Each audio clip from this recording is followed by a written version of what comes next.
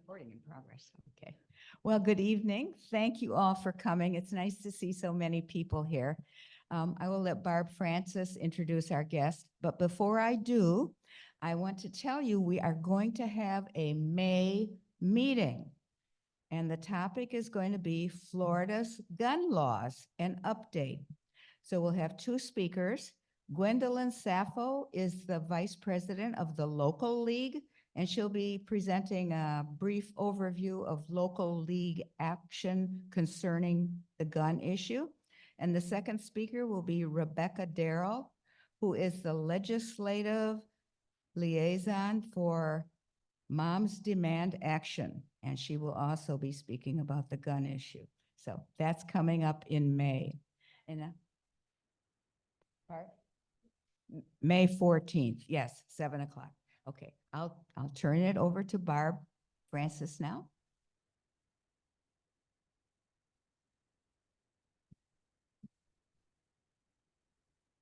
It's nice to see all your faces because usually I sit at the back of the room at the membership table and I see the back of your heads.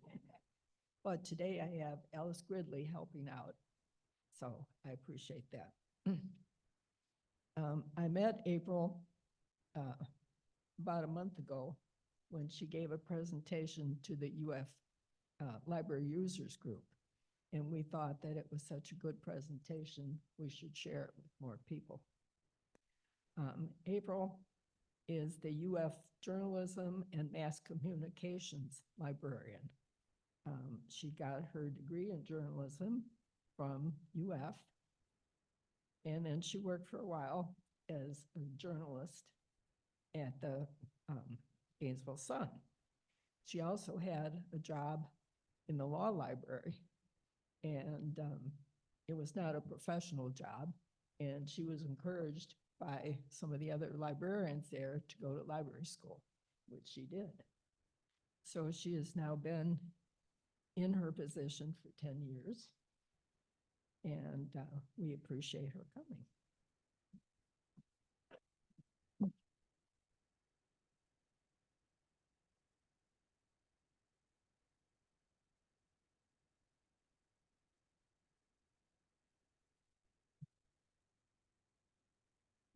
Good evening, everyone. I'm so excited to be here.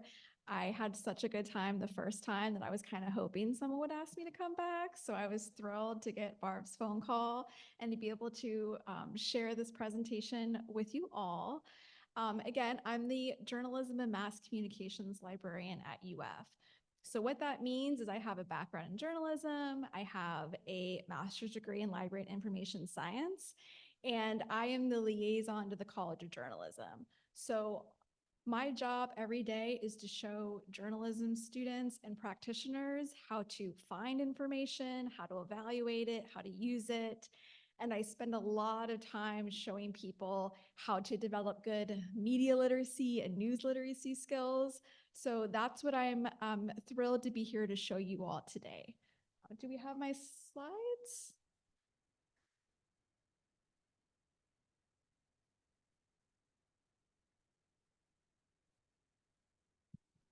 Okay. Ooh, that's nice.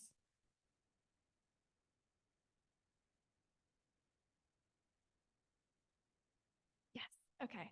So I gave you a brief introduction, but a little more background information on who I am and why I am qualified to talk about this topic.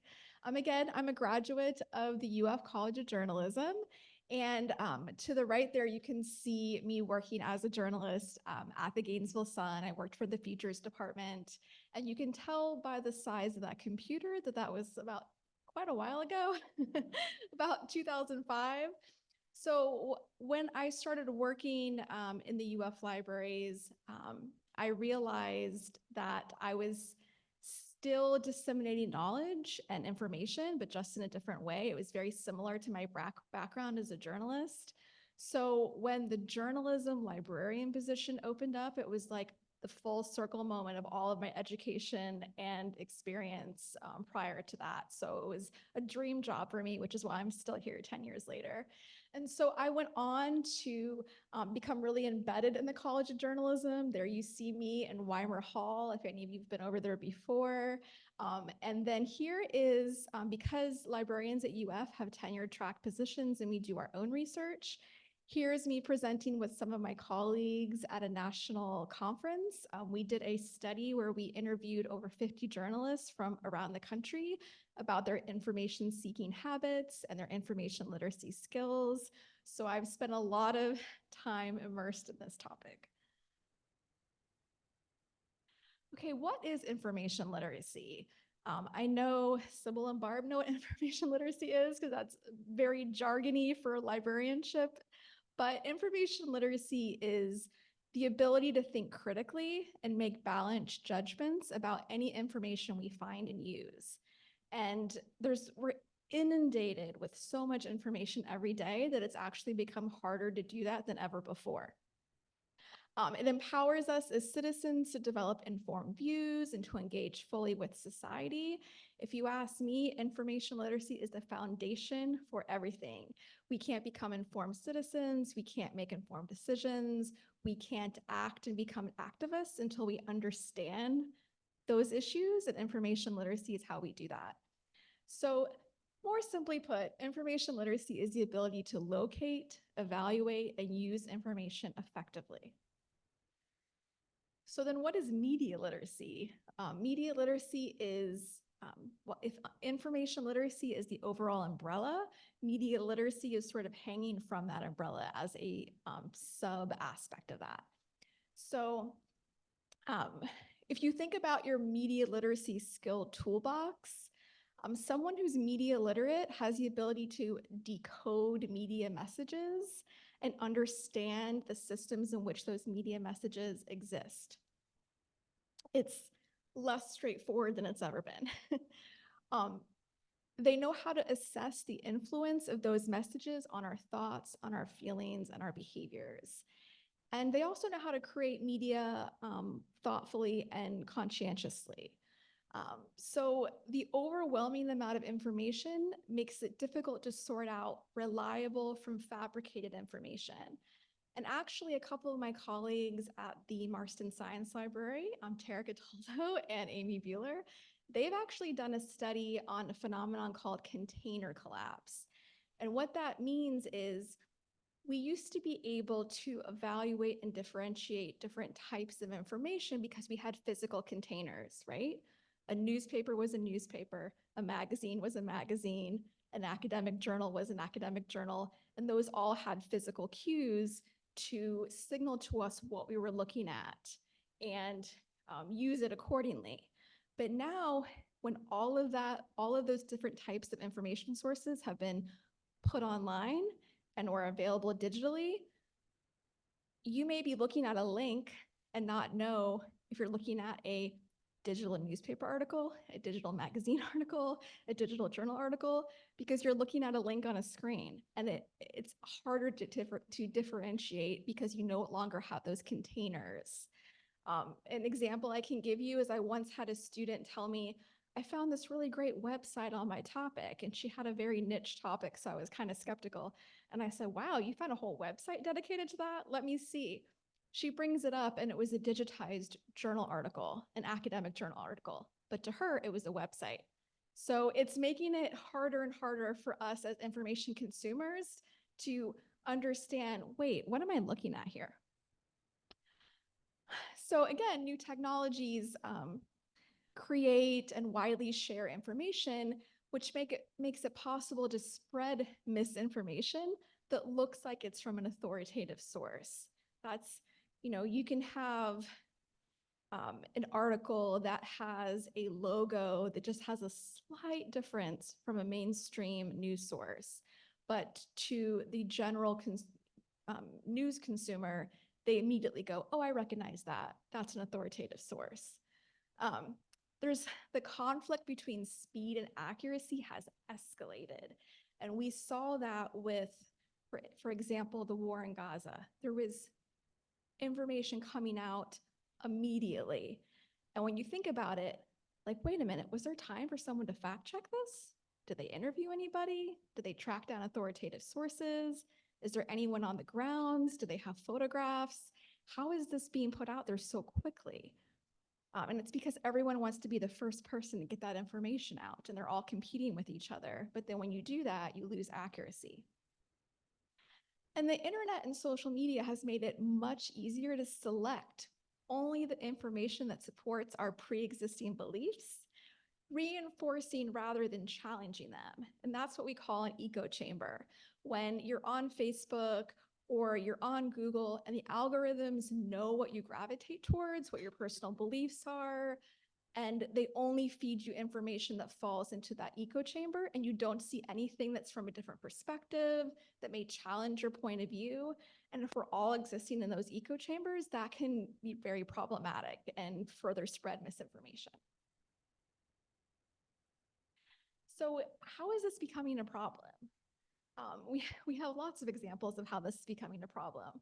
So this was a study that was done in 2016 with Stanford researchers that assessed the ability for students at all levels to judge the credibility of information.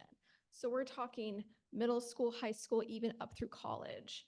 And they found that there was a huge number of youth that were duped by sponsored content, and they didn't always recognize political bias of social messages.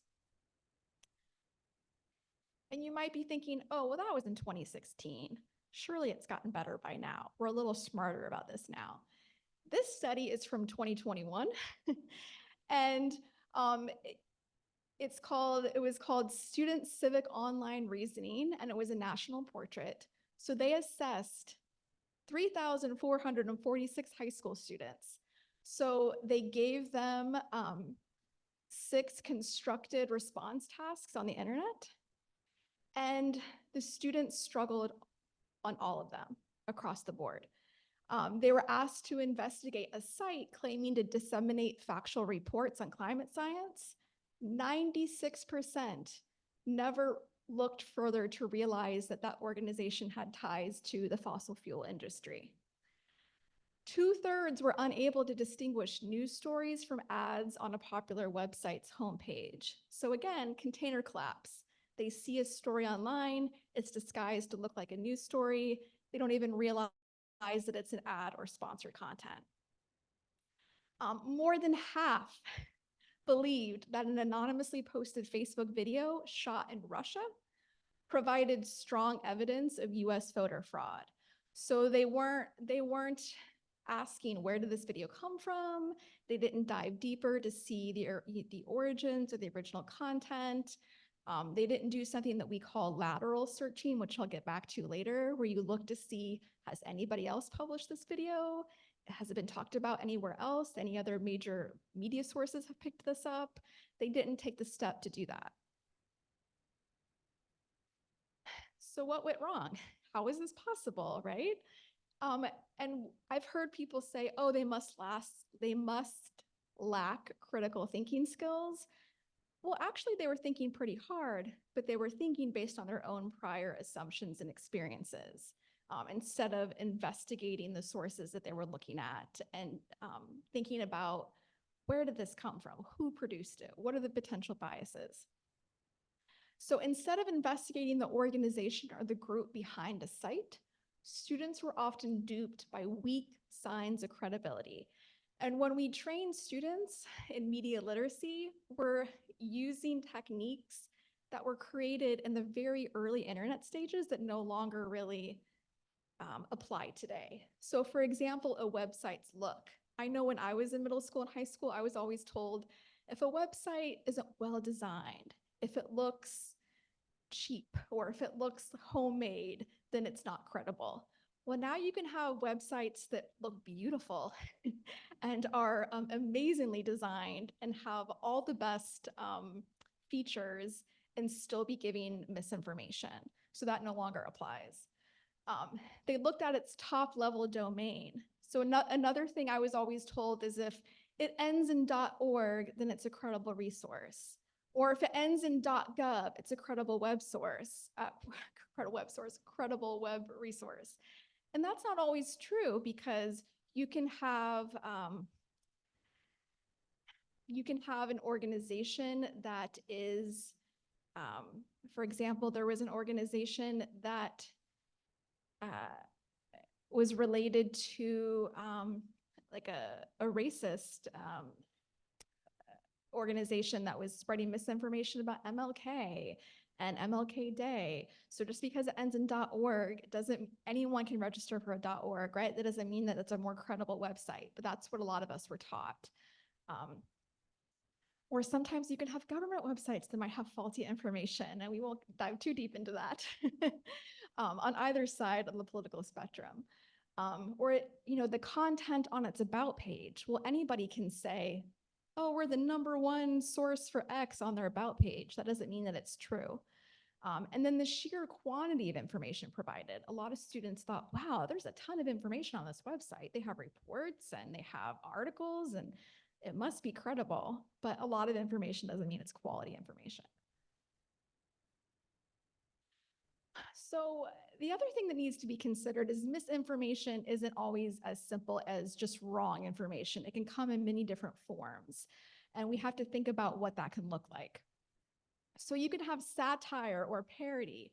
So something like The Onion, which is a satire website, sometimes there are articles which may be obvious to some people that they're satire, can be completely go over the heads of other people and get shared. And sometimes these articles even go viral and they're complete parody. But if enough people share them and they share them with their friends and family who trust them, then it can just spread like wildfire. Misleading content. So misleading use of information to frame an issue or an individual. Some of you may have seen headlines that make it seem like an article is about one thing, and then you actually read the article and it's like totally about something different, or not even close. And this happened to my mom. She shared an article on Facebook that I clicked on, and it was like really offensive. And I was like, Mom, this doesn't seem like you. And once I explained to her what the article was about, she was like, oh, that's what that was about? I didn't really read the whole thing. And she just latched onto that headline, and it was a misleading headline. Imposter content, when genuine sources are impersonated, that's what I was just talking about before, where sometimes an organization will grab a logo or an image that's very similar to like CBS News or ABC News, and they might just make one little tweak to make it different, and then somebody gets duped by that and thinks it's the real thing. Fabricated content. This is content that's 100% false, designed to deceive and do harm. We saw a lot of that with the 2016 election and bots that created just completely false information. False connection, when headlines and visuals or captions don't support the content. We've seen this where, like I mentioned before, a photograph that was taken in Russia is being passed off as happening in the United States.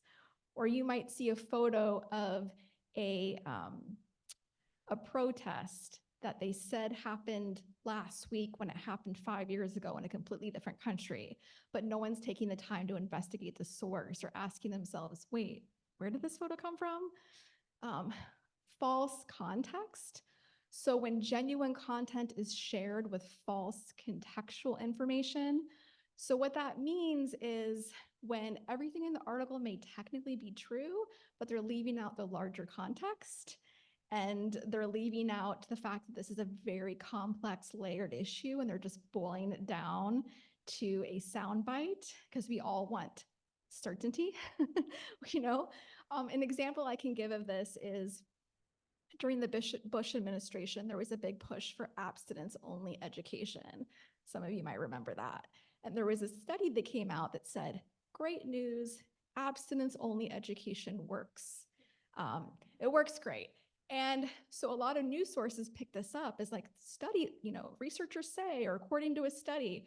But then when you actually go to the original study that was cited and actually look at the full findings, what it said is abstinence-only education did cause students to stay abstinent longer, but they still weren't waiting for marriage. But they left that part out.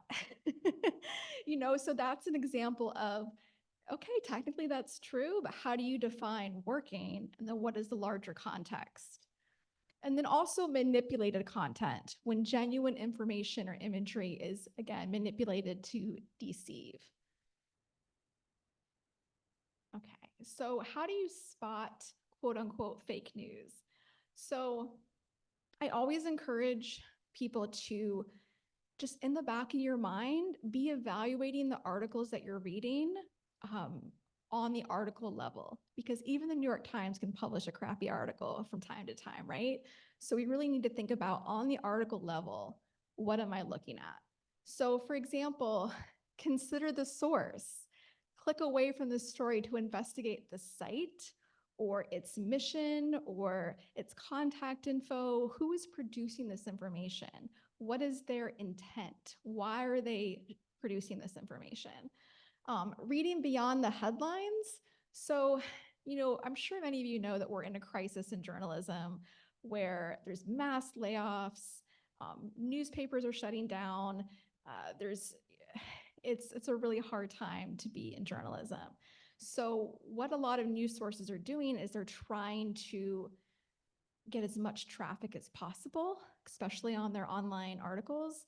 So they're creating headlines that are meant to evoke emotion, to make you angry or to make you happy so that you'll click on that article, because the more clicks, the better, the more money for them. So if you are coming across an article where it just aligns perfectly with your personal beliefs and you're like, yes, right on, or you're immediately outraged or you're immediately touched, that's usually a red flag. That means that that content was generated to get a reaction out of you, and it may not fully be true. Also, check the author. Do a quick search on the author. Are they credible? Like, who is this person? Is this an actual journalist who's been trained and works for a reputable outlet? Is this somebody writing a blog in their basement? Like, who is this person? Supporting sources. This is a big thing. There's no reason why articles can't include links to the sources that they're mentioning. So if you see an article that's like studies show, well, what studies? Where? Link to them. Quote for them. Why are you mentioning a study and not interviewing the lead researcher on that study? Or why are you saying, government statistics show? Well, what statistics? That's always a red flag when they're not linking to the original sources. Check the date. I've been duped by this before, where I've gotten really outraged by an article I've seen on social media, and then upon further investigation found that it was published 5 years ago, and it's just recirculating. A lot of old articles keep getting shared and resurfacing every so often.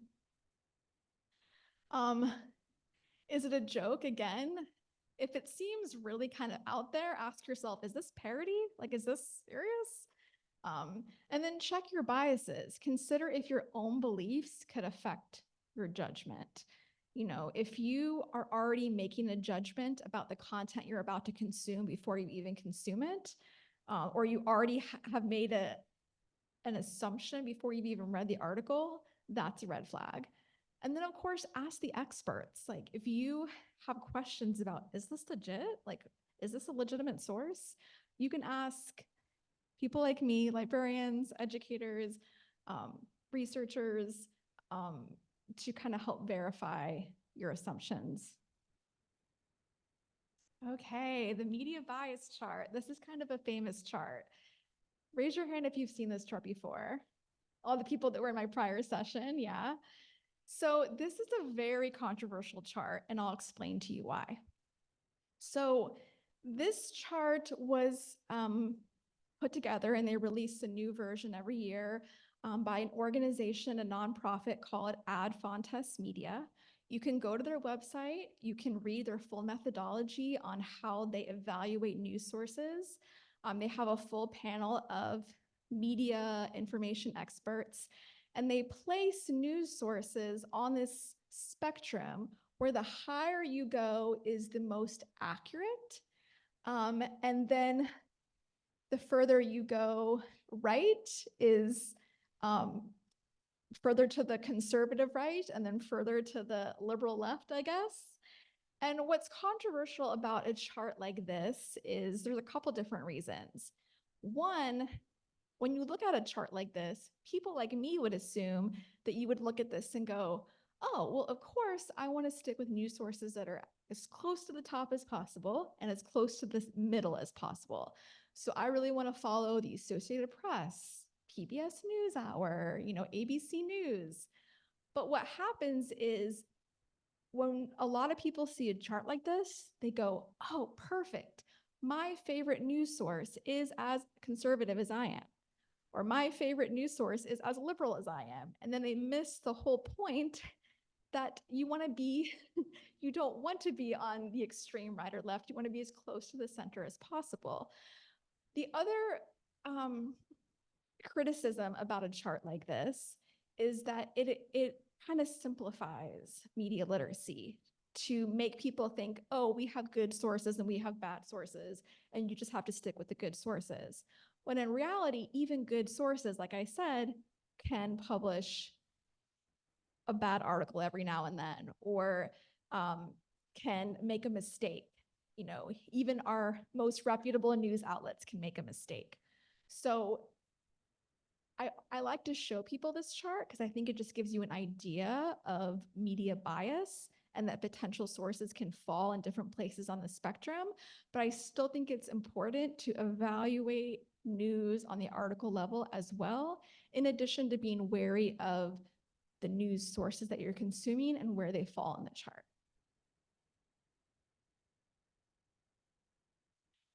So what is quality journalism?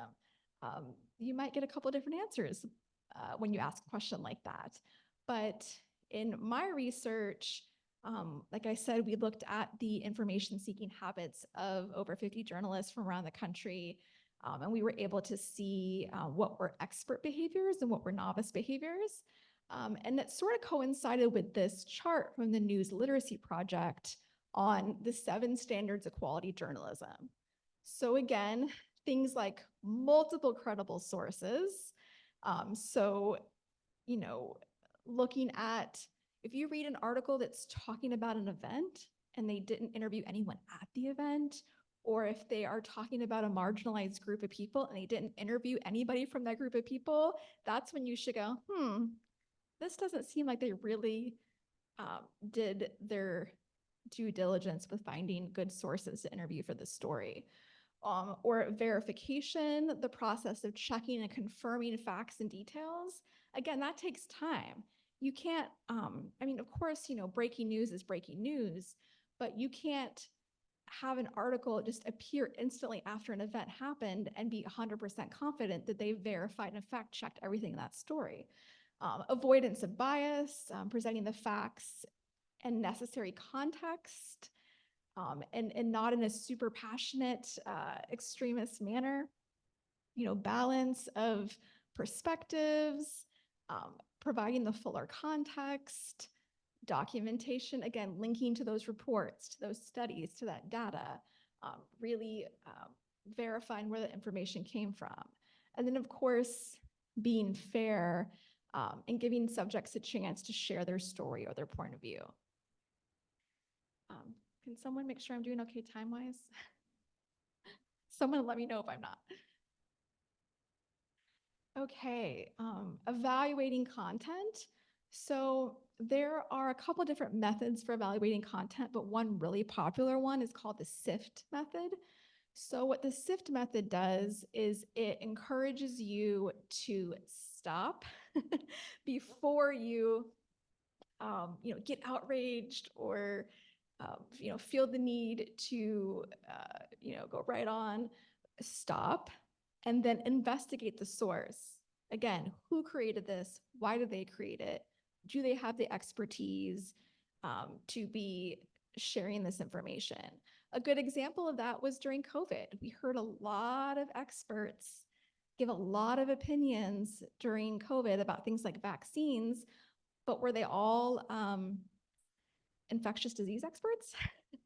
No, not necessarily. Sometimes it's like, well, yeah, you're a doctor, but you're a plastic surgeon. Do you really have the expertise to be talking about this? Thinking about who is the source.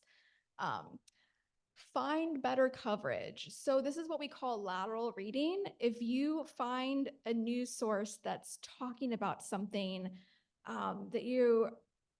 that just doesn't sit right with you, Google it and see what other news sources are covering it. Can you find this being reported on by multiple news sources? If you can't, that's usually a sign. And then tracing the claims and the quotes and the media to the original context. So just like going back to the original study for the abstinence-only education works, by tracking back to the original source, one was able to find actually there was a larger context that was being missed here. Okay, confirmation bias. So what's interesting about confirmation bias is it kind of plays into that echo chamber. So what it means is I've had students come to me and say, I want to find studies that prove X. And it's like, or I want to find studies that say Y. And it's like, well, how do you know that's even true? You should be asking a question first and then letting the research inform the position and not the other way around. That's what we call confirmation bias. Or if I go into Google right now and type in, climate change isn't real, well, guess what? It's going to bring me back a bunch of websites that say climate change isn't real. And then I'm just confirming my bias. So that's something that you really have to be careful of, especially in the digital age. Okay, sharing news. This is something that we all need to consider to be a pretty big responsibility. Like when you share something, you are essentially vouching for that article or for that news or for that source. So you want to think about things like, analyze what kind of information are you viewing? Is this actual news story or is this someone else's interpretation of the news? Is this an organization that is interpreting a news story and then putting their own spin on it and what they think it means? Again, view sharing is a big responsibility. What is the purpose for sharing it, or what is the purpose of creating it? And who created this information? And then, again, seek a variety of news sources. Just like it's important to diversify your nutritional diet, it's important to diversify your news diet. So for example, I might be watching one news broadcast, but I'll dip into a few others on different channels so I can get a more comprehensive view, and this sort of like fill in gaps for each other where one leaves off, another one might go deeper. And I think it's important to do that. I know we all have our favorite news sources, but if you're just consuming one news source all the time, that can be problematic. Okay, so I believe everyone in here has access to UF Library resources. So I want to point you to some resources that are available to you that might make finding and consuming quality news a lot easier. So we actually have access to a couple of really amazing news databases through the UF libraries, one of which is called Access World News through Newsbank. This searches over 10,000 news sources from around the world that you can search from one interface. You can keyword search, or you can go into a particular paper and look at the latest articles or the latest issue. I mean, think about all the paywalls that you would ordinarily hit on Google that you can get behind for free through the UF libraries. We also have a database called ProQuest US Major Dailies, where you can full text search Chicago Tribune, LA Times, New York Times, the Washington Post, and the Wall Street Journal, all from one interface. So that's like a powerful amount of information to have. And we have historical and current access. Fact checkers. I am a huge fan of fact checkers. So for instance, I signed up for the PolitiFact e-newsletter. So I get an email in my inbox every day that tells me, I call it my cutting through the crap email. It tells me these are the claims that are being made by politicians on either side of the spectrum. Here's the research and the investigations that we've done to either refute or to confirm those claims. They always cite their sources. I also love the Get Smart About News e-newsletter from the News Literacy Project. That is also a weekly email newsletter that will tell you, here are the claims that are being passed around in the news this week that are actually not true, or here's the misinformation that's being spread. And then of course, factcheck.org is another great fact-checking website that I like to follow as well. This just helps, again, fill in those gaps for me. It helps me hone in really quickly on information that's being misrepresented and misconstrued. Sorry. Now, are fact checkers perfect? No. Sometimes they can get it wrong too. There's nobody that's perfect all the time. Okay, and then background information. So these are, again, two databases from the UF libraries. One is called Opposing Viewpoints, and one is called CQ Researcher. Opposing Viewpoints can give you really easy to digest background reports on things like on hot topic social issues that you may not know much about, and you kind of want to learn a lot in a short amount of time. That's a great resource to do that. So if you want to, for instance, when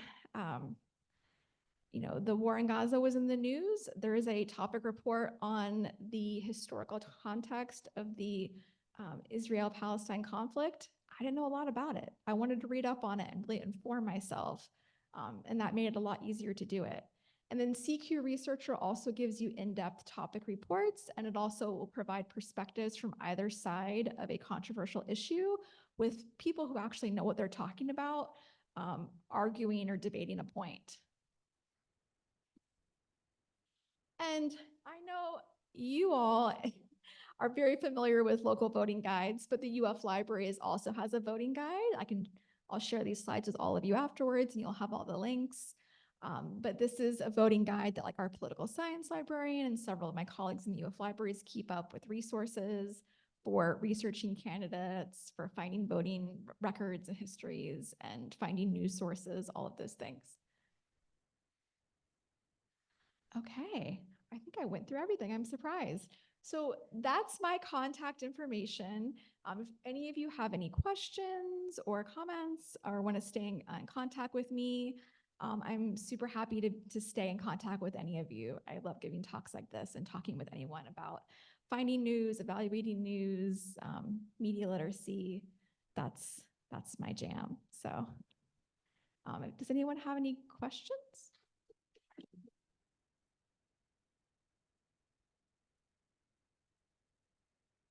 Whoa.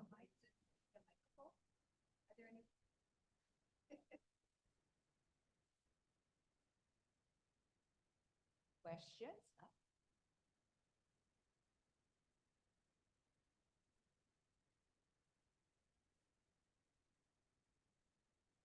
This was great. I wish my grandsons could have been here, but they're in Connecticut, New York, so that won't work very well. Couple of questions. One is related to the issue of journalism dealing with sort of traditional approaches of, one candidate is equivalent to the other, or one position is equivalent to the other. And we've gone way past that in many cases. So you've got, how do you deal with that? I mean, you talked, for example, about the balance aspect. And I don't think that's really possible in many situations. Mm-hmm. The second question concerns AI and the tendency now toward using AI, which essentially pulls garbage out.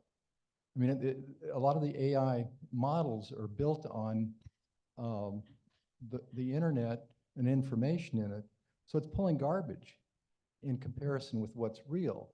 So how do you advance the need for some sort of solution to AI that figures out how to do what you're talking about? I mean, how do I get something like that? How do I ask AI in a way that's going to sort through and help me get rid of all that garbage and get the truth? Okay. A lot to unpack there. But your first question about sort of balance of issues and candidates, there's there are people who say this idea of being objective and journalist is just, you can try to get as close as possible, but there is no such thing as being completely objective. We all have our own personal biases and experiences that we bring to the table. But I'm working with a journalism class, an applied journalism class right now, where their assignment for this semester was to cover the local voting cycle. So, and what was interesting is in talking to those students where they're like, well, this candidate won't give me an interview, this one I can't find anything about. And what we said to them was, well, you can, again, search news archives and public records and find as much information as you can about the candidates and their backgrounds and their experiences and how they have or haven't, you know, what their positions were in the past. But then, you know, you can also ask questions about like, well, what does the research say about local news coverage or local elections where you have a mayor who's been mayor for 30 years? Like, what are the implications for that on a democratic society? You know, so you can bring in expert sources, you can bring research articles, you can bring in statistics, you can bring in other sources of information to paint a fuller picture and provide more of that context that the average voter is not going to have access to. So I don't know if that answers your question for that part, but the ability to paint as full of a picture as possible with as many information sources that are available, it can make you get as close to a balanced portrayal as possible, but it's never going to be 100%. And then in terms of AI, what's been really interesting is trying to convey to students how to use AI tools for good and not evil. So the thing is, with a resource like ChatGPT, it's combing what's only available on the open web. So it's not getting stuff that's behind paywalls. It's not getting stuff that's in physical print materials. It's not getting like archival materials or government documents that are in like PDF form on a website. It's actually missing only what's surface level, or it's only accessing what's surface level to begin with. But I tell them, if you use an AI tool like Microsoft Copilot or one of the search engine AI tools, it will cite its sources. So it will tell you what websites it's scraped content from, and then you can go back and investigate those original websites. And I recently did a search where one of the sources that it linked to was a reputable think tank. Another source was nerdwallet.com. And I was like, I'm not going to be using nerdwallet.com, but this other report's pretty good. So I actually use AI tools almost as a stepping stone to discover original sources that I didn't investigate further, but I never just accept what it spits out and gives me, because all it's doing is scraping and plugging it into an algorithm. And sometimes it gets it so right, it's scary. And sometimes it gets it so wrong, it's scary. So you still have to be a good information consumer and know how to evaluate what AI tools are giving you, and trying to convey that to students who were like, oh, this is great, I never have to read or write again, you know? And they just accept everything it gives them at face value, trying to explain to them, no, wait a minute, like stop, think about the source, think about where it's coming from. Is it current? Is it reputable? It's almost made information literacy more critical than ever before. So, I hope that answered your question.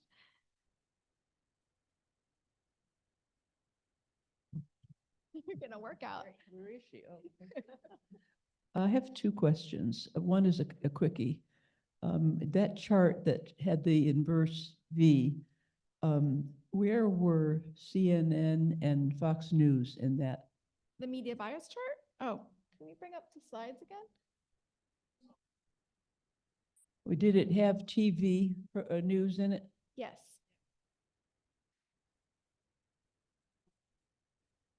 Yeah, that would be great. Oh, okay. I try not to be difficult, I promise.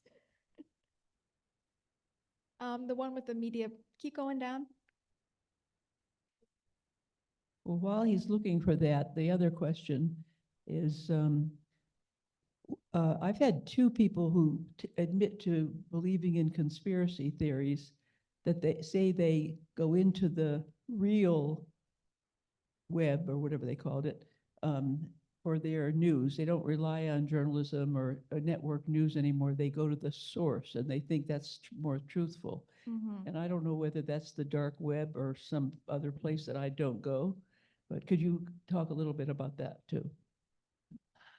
Well, that goes into what I was talking about before, where when you show some people the media bias chart, they go, "Oh, great, that news source aligns perfectly with my, political beliefs." And, trying to explain to people, well, what's an authoritative source? Is a political extremist group an authoritative source? To some people, they might believe it is if they're, subscribed to that information. But, what I always try to share with others is think about, you know, has this person studied it? Are they an expert? Do they have, lots of um, accolades? Are they actually embedded in that work, in that community? And, there's this whole idea of authority is constructed and contextual, right? It depends on the situation. Just because someone is an economist doesn't mean they know anything about libraries, but some people might assume, oh, that person's an academic, they know everything about everything. So people that only see sources that align perfectly with their beliefs as authoritative, it's hard to reach that person, right? It's hard to get them to think otherwise or change their mind. The dark web, does it exist? The dark web is information that doesn't come up easily in a Google search because it's usually been flagged as being very problematic or spreading excessive misinformation or spreading information that causes people to like riot or to engage in illegal activities. That's what people mean when they say the dark web. So I wouldn't consider that a good source to get my information. Let me just say that I heard April speak before, and I went upstairs and Googled media bias chart, and it came up, the same chart you showed. So you can just get it on your computer. I believe that it shows CNN, one down, one down. There we go. Can you make it bigger?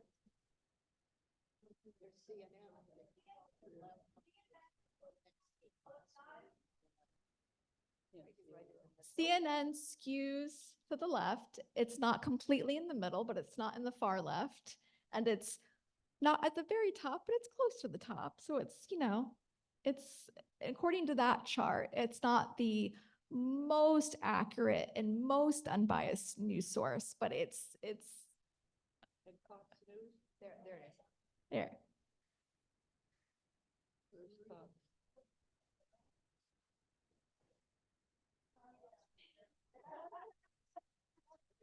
And where's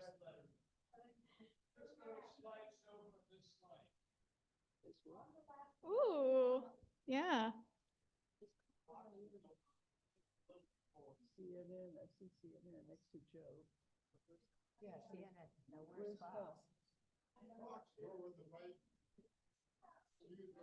Yeah, there it is. It's on the right. Oh, yeah. Yeah. It's selected.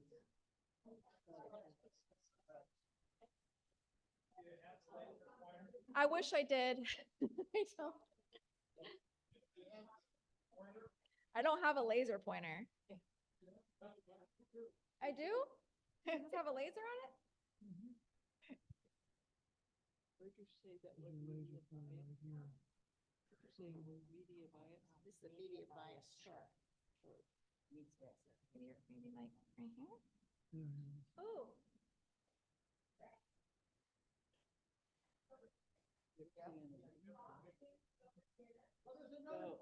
No, there's another Fox News down. Way down. There.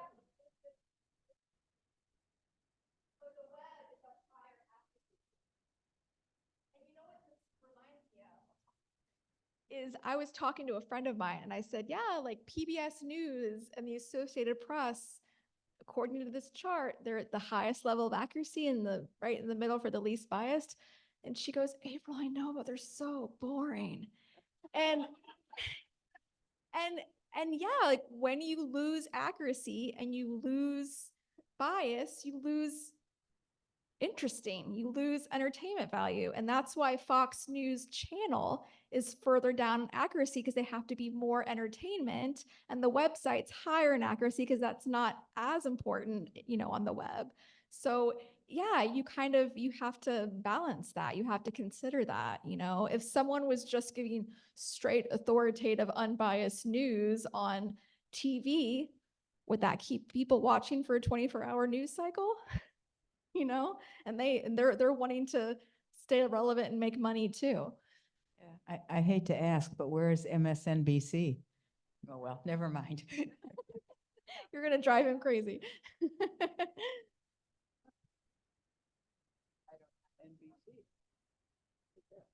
be on the left, but how far down? chart? Who made this chart, she says.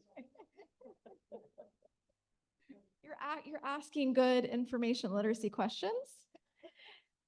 And again, what I love about this is if you're like, okay, how do they determine this? Like, who are these people? If you go to the Ad Fontes Media website, you can see who are their experts they have evaluating these sources, what are their backgrounds, and they list their full methodology on how they evaluate the sources. So you can look at that and decide, do you agree with that methodology or not?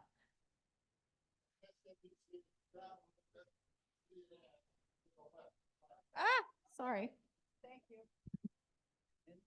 Okay. I went the wrong way. Oh, whoop, I see Sorry.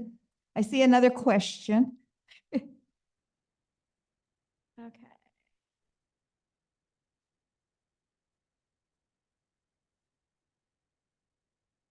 People group yourself, there you go. Oh, there it is. You're right.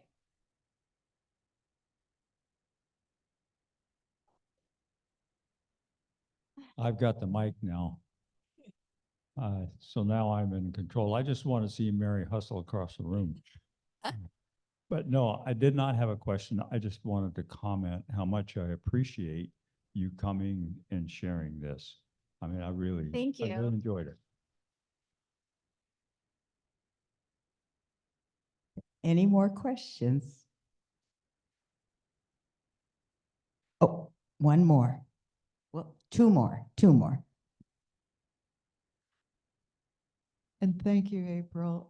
I just wondered if that chart we're looking at, that's already 2 years old.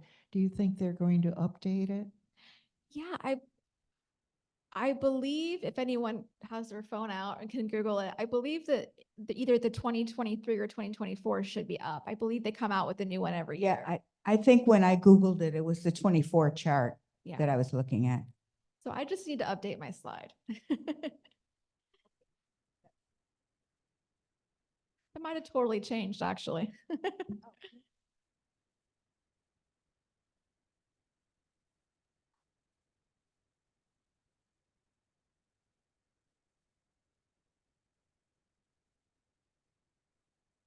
Well, going back to AI, I think AI. Oh, she asked about trends, future trends with the news and the election cycle. I think where in 2020 and 2016, we saw a lot of misinformation spread on social media. Now with AI, they have what's called deep fakes, where someone can generate what looks like an interview with Joe Biden, and it's not him at all. It's completely fake, but it looks so realistic. So now it's going to be more important than ever to be like, stop, wait, where did this video come from? Who's sharing it? What news source is sharing it? Is this just on someone's Facebook page, or is this really the New York Times sharing this? Like, it's going to be, you would think we'd be getting better at this, but it's almost like we're getting worse at it. Sorry, not to be a doomsdayer, but. So my question is, do students ever tell you that they are using sources like the former Twitter, that is X, the social media site? Because I think those kinds of sites are even more dangerous than the bona fide news. So what I think is really interesting about students is we recently did a focus group and we were asking them about how they hear about legislation in Florida that affects higher education. And we were curious about what they know about it and how they feel about it. And we asked them, how do you find out about these topics? Do you find out about them in the news? And so many of them were like, no, I find out about it, just from hearing my mom or dad talk about it. Or one girl said, yeah, I saw a protest on campus. And I was like, what's this all about? And that's how she found out about it. So they're not seeking out news sources. They're kind of stumbling across them. And then they're stumbling across them on things like X or, TikTok or different platforms. But it doesn't matter if you come across a news source online and social media and print, you still can say, who produced did the New York Times produce this TikTok video, or did Joe Schmo down the street who has an opinion on this, produce this video? And so you can still apply those same media literacy skills no matter what the format. Now, whether they're doing that is a whole other issue, but you can do that. But I did have a student tell me that whenever she hits a paywall, she just closes the thing and doesn't read the article, doesn't try to seek out. So, she just kind of gives up and moves on, which is unfortunate. Okay, last call for questions. Okay, seeing none. Thank you again, April. Okay. Thank you Wonderful. all.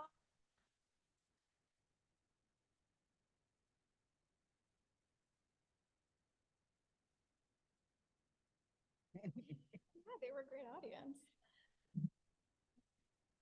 But thank you so much for having me. This was fun. I hope you get a raise because of